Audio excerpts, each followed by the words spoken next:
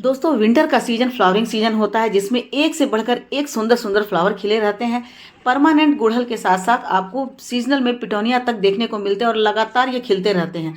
तो आज की वीडियो में मैं जिस फ्लावर के बारे में बतला रही हूँ वो होता तो है सीजन में ही खिलता है सीजनल, लेकिन वैसे वो परमानेंट फ्लावरिंग प्लांट होता है। तो कौन सा परमानेंट फ्लावरिंग प्लांट है जो जाड़े के दिनों में बहुत ज़्यादा ब्लूम करता है और देखने में बहुत ही ज़्यादा खूबसूरत लगता है और कई सारे रंगों में मिलता है। तो चलिए वीडियो को स्टार्ट करते हैं, लेकिन उसके पहले मेरे गुड़हल के फ्लावर को एक नज़र आप देख लें, उसके बाद आगे बढ़ते हैं ताकि आपको मैं पूरी जानकारी अपने इस नए फ्लावर के बारे में दे सकूं। दोस्तों बहुत ही खूबसूरत फूलों वाले इस प्लांट का नाम है कलेंचो। कई लोग इसे कलेंकोई भी कहते हैं।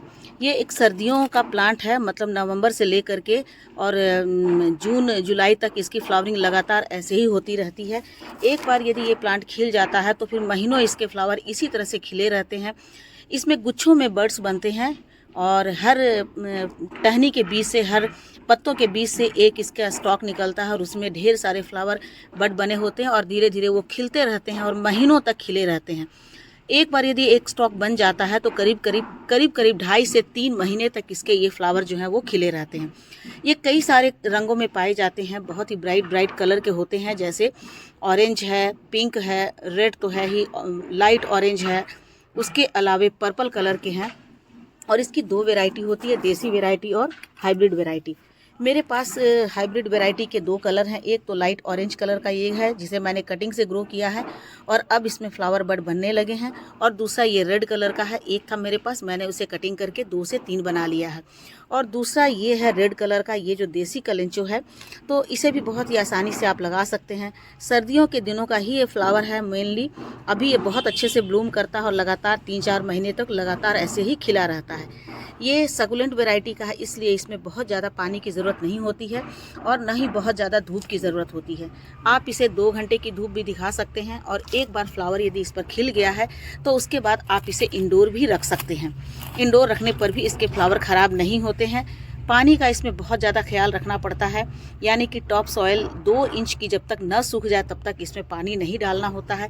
यदि आप इसमें पानी ज़्यादा डालेंगे तो इसके पत्तों में और इसके स्टेम में बहुत ज़्यादा पानी होने के कारण फंगस लगने का बहुत ज़्यादा डर होता है।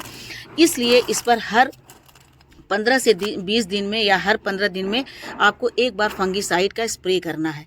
फंगीसाइड में आप बेवस्टिन भी ले सकते हैं और साफ फंगीसाइड भी ले सकते हैं। उसके लिए आपको मैं आगे बतलाऊंगी कि कितने पानी में कितना डालना है और किस तरह से स्प्रे करना है। तो सबसे पहले बात कर ले दोस्तों कि इसकी मिट्टी कैसी होनी चाहिए। सकुलेंट वैरायटी का होने के कारण इसकी मिट्टी में ना तो कोकोपीट होनी चाहिए और ना ही राइस हस्क होनी चाहिए, क्योंकि बहुत ज़्यादा पानी इसके पत्तों में और स्टेम में स्टोर होने के कारण इसको बिल्कुल रूखी और भुरभुरी मिट्टी चाहिए। जिस तरह से आप यहाँ देख रहे हैं कि ऐसी मिट्टी जिसमें पानी रुकता नहीं है, वो पानी निकल जाता है। तो बिल्कुल वेल ड्रेन सॉइल होनी चाहिए। और इसके जब भी आप इसे लगाएं तो कोशिश करें कि ये मिट्टी के गमले हो। मिट्टी के गमले ना होने पर ही आप इसे प्लास्टिक के गमले दें, और प्लास्टिक के गमले का आकार भी आपको 5 से 6 इंच ही रखना है। बहुत बड़े गमले में लगाने के बाद बहुत ज़्यादा पानी इसमें हो जाने से ये बहुत जल्दी ख़राब हो जाते हैं। इसलिए आपको इसे छोटे से छोटे गमले में ही लगाना है और इसकी मिट्टी आपको बहुत ही ज़्यादा भुरभुरी रखनी है। अब बात करें इसके फर्टिलाइज़र की दोस्तों, तो जाड़े के दिनों में जब इसमें फ्लावरिंग स्टार्ट हो जाती है तो आपको हर 20 दिन पर या हर 15 दिन पर आपको क्या क्या फर्टिलाइज़र देना है वो फर्टिलाइज़र मैं आपको अभी बतलाती हूँ। दोस्तों इसके फर्टिलाइज़र में नीम खली सबसे अच्छा होता है। आप नीम खली इसमें डाल सकते हैं, क्योंकि नीम खली में NPK भी होता है, माइक्रो न्यूट्रिएंट्स भी होते हैं और इससे हमारे प्लांट को फंगस भी नहीं लगता है। साथ ही साथ इसके अंदर कीड़े मकोड़े जो पेस्ट होते हैं उनको मारने की भी ताकत ज़्यादा होती है। तो ये हमारे कलेंचो के प्लांट के लिए बहुत ही अच्छा होता है। तो आपको यदि छोटा गमला है, जैसे 5 से 6 इंच के गमले हैं, तो उसमें 1 चम्मच नीम की खली आपको हर 15 दिन पर इस तरह से स्प्रिंकल करके मिट्टी में मिला देना है। ठीक है। और ये देखिए जितने भी मिट्टी हैं आपके, मिट्टी बिल्कुल सूखी होनी चाहिए, क्योंकि आप इसमें पानी तभी डालेंगे जब आपके टॉप सॉयल में 2 से 3 इंच की मिट्टी बिल्कुल सूख जाए, तभी आप इसमें पानी डालें। तो इस तरह से देखेंगे कि ये नीम की खली जो होती है वो आपके इस प्लांट के लिए बहुत ही ज़्यादा अच्छी होती है और इससे इसमें फ्लावरिंग बहुत तेज़ी से होती है। तो ज़्यादा से ज़्यादा फ्लावरिंग लाने के लिए आपको इसमें नीम की खली का इस्तेमाल करना है। इसमें सरसों की खली का इस्तेमाल बिल्कुल भी नहीं कीजिएगा दोस्तों, क्योंकि ये एक सकुलेंट फैमिली का है, तो इसे बहुत ज़्यादा धूप में नहीं रखना है। बाकी परमानेंट फ्लावरिंग प्लांट की तरह इसे 6 से 8 घंटे की धूप नहीं चाहिए, बस 2 घंटे की धूप चाहिए और ब्राइट लाइट चाहिए, उसमें यदि रखना है। तो यदि आप नीम की खली डालते हैं तो उसमें इससे इसकी जड़ों में फंगस लगने का डर होता है। आमतौर पर जो सकुलेंट हैं, जो कलेंचों के पौधे हैं, वो इसलिए मरते हैं क्योंकि इसमें फंगस लग जाते हैं इनकी जड़ों में, क्योंकि हम इन्हें बहुत ज़्यादा पानी डाल देते हैं या फिर सरसों की खली को पानी में गीला करके डालते हैं, तो उससे वो जल्दी सूखते नहीं हैं मिट्टी में और इसके कारण इसमें बहुत ज़्यादा फंगस लग जाता है। फंगस लग जाने के कारण इसके ये प्लांट जो है वो सूख जाते हैं। तो आपको इसकी मिट्टी बिल्कुल ऐसी ही सूखी रखनी है। जब इस तरह से इसकी मिट्टी सूख जाए तब जाकर आपको इसमें पानी डालना है। इसके फर्टिलाइज़र के तौर पर दूसरी चीज़ है जो सबसे ज़्यादा एसेंशियल है दोस्तों नीम खली के बाद, तो वो है बोन मील, क्योंकि बोन मील में फास्फोरस होता है। फास्फोरस इस प्लांट के लिए बहुत ज़्यादा ज़रूरी है, क्योंकि प्लांट के वेजिटेटिव ग्रोथ के लिए आपको नाइट्रोजन चाहिए, जो कि आपको नीम की खली से मिल जाता है। और नीम की खली से मिलने के बाद आपको दूसरा चीज़ जो चाहिए, पोटेशियम चाहिए, फास्फोरस चाहिए, वो आपको बोन मील में मिलता है। बोन मील में कैल्शियम भी होता है, फास्फोरस भी होता है। तो ये मिल करके और आपके प्लांट को बहुत ज़्यादा मजबूत बनाते हैं। यदि आपके प्लांट की स्टेम जो है बहुत ज़्यादा हल्की होगी, कमज़ोर होगी, तो इस तरह से आपके प्लांट के मरने की बहुत ज़्यादा चांसेस बढ़ जाते हैं। अब किसी भी प्लांट पर फ्लावरिंग यदि बहुत ज़्यादा हो रही है तो उसका कॉज ये होता है कि उसकी जड़ें बहुत अच्छी हैं।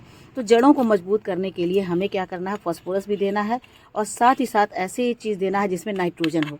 तो नीम की खली और बोन मील, ये दोनों इस प्लांट के लिए सबसे बेस्ट जो फर्टिलाइज़र माना जाता है वो है। इसके अलावा यदि आपके पास ये दोनों चीज़ें नहीं हैं तो इसके सब्स्टिट्यूट के तौर पर आप इसमें DAP के कुछ दाने भी डाल सकते हैं, है ना, डाई अमोनिया फॉस्फेट। तो डाई अमोनिया फॉस्फेट डालने पर भी इसमें बहुत अच्छी ब्लूमिंग होगी जो इस तरह से हो रही है। तो ये आपको कितना डालना है दोस्तों, ये जो आधा चम्मच है ये आपको पर प्लांट आपको बस 10 से 12 दाने ही डालने हैं। 10 से 12 दाने यदि आप अपने प्लांट में डाल देते हैं तो आपके प्लांट पर बहुत अच्छी फ्लावरिंग होगी। ये तब करना जब आपके पास नीम की खली और बोन मील नहीं होगा। सबसे अच्छा तो इसके लिए बोन मील और नीम की खली होती है, लेकिन ये दोनों नहीं है तो उसके सब्स्टिट्यूट के तौर पर आप इसमें DAP डाल सकते हैं, क्योंकि कई लोग DAP डालते हैं और उसका भी अच्छा प्रभाव पड़ता है, इससे भी बहुत अच्छे रिजल्ट मिलते हैं। तो इस तरह से आप DAP के दाने भी इसमें डाल सकते हैं। तो चलिए दोस्तों अब बात कर लेते हैं इसके प्रोपोगेशन की, कि इसे प्रोपोगेट कब किया जा सकता है और इसकी रिपोर्टिंग कब की जा सकती है। तो विंटर का जो समय होता है वो इसके प्रोपोगेशन और इसके रिपोर्टिंग के लिए सबसे बेस्ट होता है। तो अभी आप इसके स्टेम में से कोई भी स्टेम ले सकते हैं या इसे पत्ती से भी आप ग्रो कर सकते हैं। आपको मैं दिखलाती हूँ कि किस तरह से मैंने पत्ती से ग्रो किया है और उसके बाद उसमें बहुत अच्छे से रूट बन गए हैं। ये देखिए, ये पत्ती मैंने लगाया था और इस पत्ती में देखिए कितने अच्छे से रूट हो गए हैं। तो ये सकुलेंट वैरायटी का है, तो एक पत्ती से भी ये अच्छे से प्रोपोगेट हो जाते हैं, बहुत अच्छे से इनकी जड़ें निकल आती है। और जड़ें भी कितनी दिन में निकलती है, मात्र 7 से 8 दिन में। तो आप यदि अभी लगा देते हैं तो 1 सप्ताह के अंदर इसमें जड़ें आ जाएगी और 15 से 20 से 25 दिन के बाद इसमें इसी तरह से छोटे छोटे से बर्ड्स बनने शुरू हो जाएंगे, क्योंकि इनके ब्लूमिंग का ये टाइम होता है। तो इस तरह से आप इन्हें ऐसे मिट्टी में लगा सकते हैं। मिट्टी में लगाने के लिए आपको बहुत ही भुरभुरी सी मिट्टी बना देनी है, बिल्कुल ऐसे ही देखिए, बिल्कुल सूखी सी मिट्टी बना करके, और आपको किसी भी एक पत्ती को इसमें अच्छे से दबा देना है। ठीक है, आपको इस पत्ती को ऐसे दबा देना है। मैंने तो लगा दिया था और इसमें रूट भी आ गए हैं, तो इस तरह से आप दबा देंगे और उसके बाद इसमें साफ़ फंगिसाइड पानी ज़रूर डालेंगे। साफ़ फंगिसाइड से इसमें कोई फंगस नहीं लगेगा और बहुत अच्छे से ये लग जाएंगे। यहाँ भी मैंने छोटे छोटे से पत्ते देखिए लगाए हुए हैं, इसे मैंने लगाया था और ये अच्छे से लग गए हैं। आज मैं इसे भी लगा रही हूँ। देखिए इतने छोटे से स्टेम को लेकर के अभी लगा देते हैं तो इसमें बहुत अच्छे से रूट निकल आएगी और 1.5 से 1.5 महीने में ही इनमें फ्लावरिंग स्टार्ट हो जाएगी।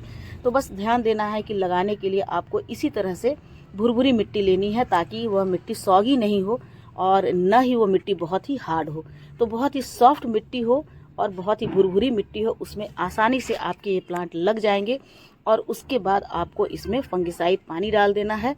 और ये मिट्टी बनाते समय आपको ये ध्यान रखना है कि इसकी मिट्टी बहुत ही सॉफ्ट बनी हो। इसमें नीम की खली आपको ज़रूर डालना है। ये मैं ऊपर से आपको दिखला रही हूँ, मैंने पहले डाल दिया है, इसमें डाल करके मैंने मिट्टी तैयार कर दिया था। तो आपको ये ज़रूर ध्यान रखना है कि इस मिट्टी में नीम की खली ज़रूर हो, क्योंकि नीम की खली एक तो हमारे पौधे के जो जितने भी कीड़े वगैरह होते हैं उसे भी मारते हैं, उसमें NPK होता है, तो बहुत तेज़ी से इसमें रूट डेवलप होते हैं। नीम की खली के कारण बहुत तेज़ी से रूट डेवलप होते हैं और उसके बाद उनकी ग्रोथ बहुत अच्छी हो जाती है। तो इस तरह से आपको इन्हें लगा देना है। प्लांट को हमेशा स्वस्थ रखने के लिए हर 20 दिन में या 15 से 20 दिन में आपको इसमें नीम की खली और साथ ही साथ इसमें बोन मील डालना है। और हर 10 दिन में आपको साफ फंगिसाइड या बेविस्टिन फंगिसाइड आपको मिला करके 1 लीटर पानी में 1 चम्मच मिला करके इस तरह से स्प्रे बॉटल में आपको अच्छे से डाइल्यूट कर देना है और अपने प्लांट की पत्तियों में स्प्रे कर देना है। ठीक है, जब भी आप इसे, और ये काम आपको शाम के समय करना है। और ये आप हमेशा ध्यान रखें दोस्तों कि जब भी आप इन्हें पानी दें तो पानी इनकी पत्तियों पर नहीं पड़ने पाए। पानी हमेशा आप इन्हें इनके मिट्टी में दें, सॉइल में दें, क्योंकि पानी यदि इनके पत्तों पर जमी रह जाएगी तो पत्ते पर फंगस लगने का डर होता है। अभी मैं आपको दिखलाने के लिए इसमें फंगिसाइड का मैंने स्प्रे किया है। इसके पहले मैंने 20 से 25 दिन पहले फंगिसाइड का स्प्रे किया था और देखिए हमारे जो प्लांट है कितने हेल्दी हैं। तो इस तरह से हेल्दी प्लांट रखने के लिए आपको ये छोटी छोटी चीज़ों का ध्यान रखना पड़ेगा, तभी आपके प्लांट पर इस तरह से भर भर करके फ्लावरिंग आएंगे और ये लगातार फ्लावरिंग मई और जून तक आते रहेंगे। मई और जून में बहुत तेज़ जब गर्मी पड़ती है तो इन्हें बचाना थोड़ा सा मुश्किल हो जाता है दोस्तों। तो उस समय आपको इनके पानी का ख़ास ख्याल रखना होगा और साथ ही साथ इनके लोकेशन का। आप इन्हें धूप में बिल्कुल भी ना रखें, इसे आप इंडोर कर लें, तभी आपके प्लांट ये बच पाएंगे। वैसे तो ये शेडी एरिया में बहुत अच्छे चलते हैं, लेकिन इनकी अच्छी ग्रोथ के लिए और अच्छी फ्लावरिंग के लिए आपको दिन में कम से कम 2 घंटे की धूप इन्हें दिखाना ज़रूरी है।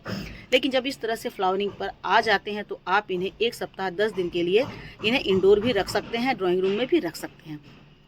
तो ठीक है दोस्तों, यदि आपको ये जानकारी अच्छी लगी हो, देखिए जब भी आप नया प्लांट लगाएं तो उसमें फंगिसाइड का पानी ज़रूर डालें। इस तरह से फंगिसाइड का पानी डाल देने से ऊपर और नीचे से तो आपके प्लांट पर कोई फंगस नहीं लगती है, क्योंकि ये प्लांट जो है वो फंगस से ही ख़राब होता है और किसी चीज़ से ख़राब नहीं होता, चाहे वो गर्मी के दिनों में हो चाहे वो जाड़े के दिनों में हो। लेकिन इसमें फंगस लग जाती है तभी ये ख़राब होते हैं, तो इसलिए इनका ये ध्यान रखना बहुत ही ज़्यादा ज़रूरी है। आपको ये वीडियो अच्छी लगी हो तो लाइक शेयर कमेंट कीजिए। मेरे चैनल पर नए हैं तो मुझे सब्सक्राइब भी कर लीजिए। मिलती हूँ अगले वीडियो में फिर से एक नई जानकारी के साथ। तब तक मेरे साथ बने रहें और अपना ढेर सारा ख्याल रखें। Thank you.